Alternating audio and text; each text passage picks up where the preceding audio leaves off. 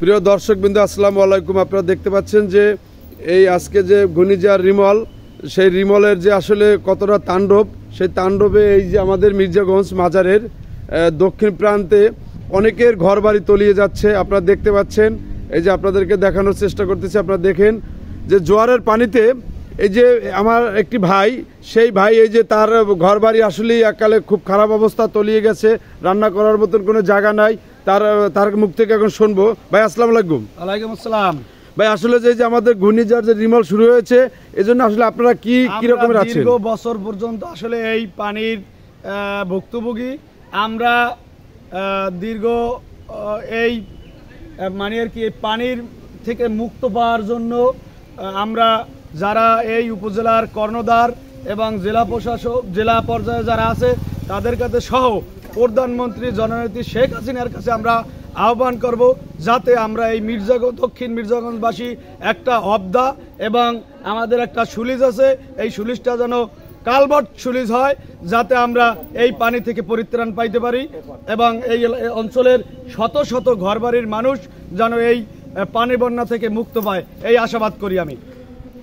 যে আসলে এই যে আমার ভাই যে কথাগুলো বলেছে আসলে সত্য, এবং এখানে অনেকের কবরস্থান আছে, সেই কবরস্থান ওই যে একদম কমর সমান পর্যন্ত পানি আপনারা দেখতে পাচ্ছেন। এদিক দিয়ে আসো। এই যে দেখতে পাচ্ছেন যে কত কষ্ট করে এই মানুষগুলো চলাচল করতেছে। আপনারা দেখতে পাচ্ছেন যে কিন্তু আসলে এই মির্জাগঞ্জের জনগণের একটাই দাবি যে মির্জাগঞ্জ মাজার হইতে কোনো যে ভেরিব্যাট, এই ভেরিব্যাটটি যদি হয় এবং এখানে একটি কালভার্ট আছে, সেই কালভার্টটা যদি আটকানো হয়, সেই ক্ষেত্রে মনে করেন যে তারা এই বিপদ থেকে রক্ষা পেতে পারে। প্রিয় দর্শক, আপনারা দেখতে পাচ্ছেন যে আসলে কিভাবে এই যে জোয়ারের পানিতে এই যে মানুষের ঘরবাড়ি তলিয়ে যাচ্ছে। আপনাদেরকে একটু দেখানোর চেষ্টা করতেছি। প্রিয় দর্শক, আপনারা দেখতে পাচ্ছেন যে এই যে মানুষগুলো কি কষ্ট করে, এই যে কি কষ্ট করে আপনারা দেখতে পাচ্ছেন। এই যে একদম পানিতে তলিয়ে আইতেছি ভাইয়া, এই যে পানিতে তলিয়ে যাচ্ছে আপনারা দেখতে পাচ্ছেন। আপনাদের দেখানো খুব, আপনারা দেখবেন ভাগে ভিডিওটি সবাই শেয়ার। প্রিয় দর্শক, আপনারা দেখতে পাচ্ছেন যে এই রাস্তাটি খুব তলিয়ে যাচ্ছে এবং এই রাস্তা দিয়ে যারা হাঁটতেছে আপনারা দেখতে পাচ্ছেন এই যে পড়ে যাচ্ছে এবং এই রাস্তার যে বেহাল অবস্থা, এই যে দেখতে পাচ্ছেন সবাই দেখেন, এই যে মানুষ আসতে পারতেছে না এবং এখানে বালি ফেলাইছিল, কিন্তু সেই বালি সম্পূর্ণ চলে যাচ্ছে জোয়ারের পানিতে। এই যে আমার ভাই পড়ে যাচ্ছে এবং এখানে ওই যে আরও আমার মা বোনরা আসতেছে, তারা খুব কষ্ট করে।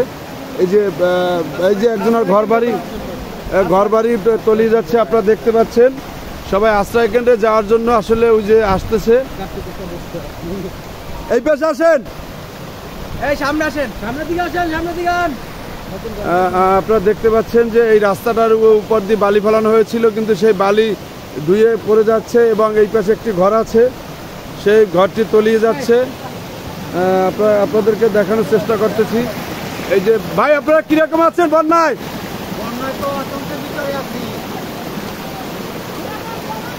হ্যাঁ, কি অবস্থানে আছেন?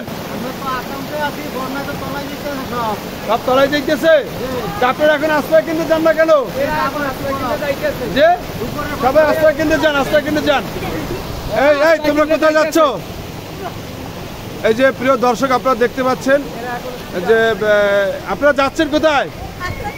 হ্যাঁ, আপনারা আসলে হাসছেন না, আপনারা কোথায় যাচ্ছেন? আশ্রয় কেন্দ্রে। আচ্ছা, সবাই আশ্রয় কেন্দ্রে যাবেন। এবং এই যে কষ্ট করে আমরা দেখতে পাচ্ছি যে এখানে আসলে অনেকেই কষ্ট করে এই রাস্তা দিয়ে যাচ্ছে এবং আমার এই যে একটি ঘর তলিয়ে যাচ্ছে, আপনারা দেখতে পাচ্ছেন। সেই ঘরটি আসলে কোন অবস্থানে, ঘরটি মনে হয় যে থাকবে না, যে অবস্থানে আমরা দেখতে পাচ্ছি। আপনারা সবাই দেখেন।